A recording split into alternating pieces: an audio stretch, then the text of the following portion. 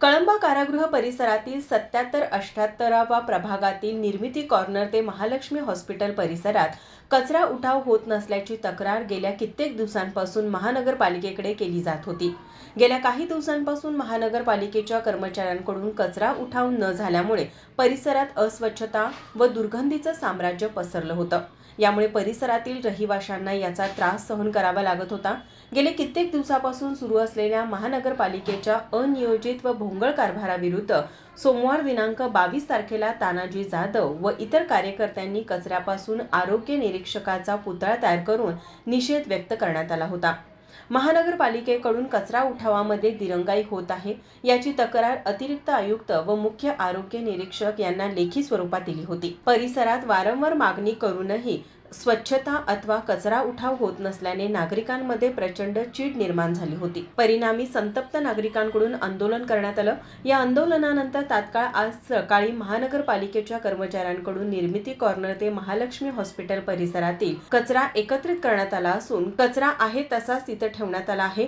त्यामुळे महापालिका तोंडावर हात फिरवायचं काम करत आहे का असा सवाल नागरिक करत आहेत।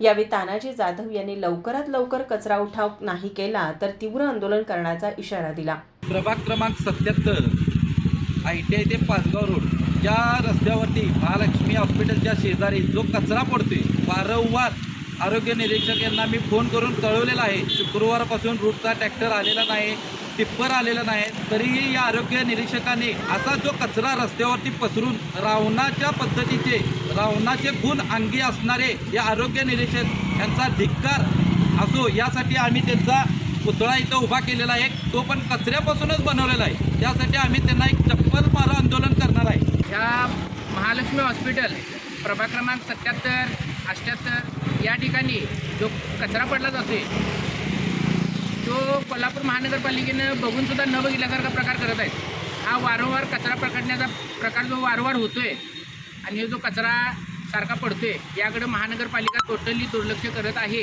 आणि आरोग्य निरीक्षक यांनी आपल्या भागामध्ये लक्ष देण्याचं टाळलेलं आहे। याकडे महानगरपालिकेने लक्ष देण्याचं गरज आहे। माझा महाराष्ट्र कोल्हापूर।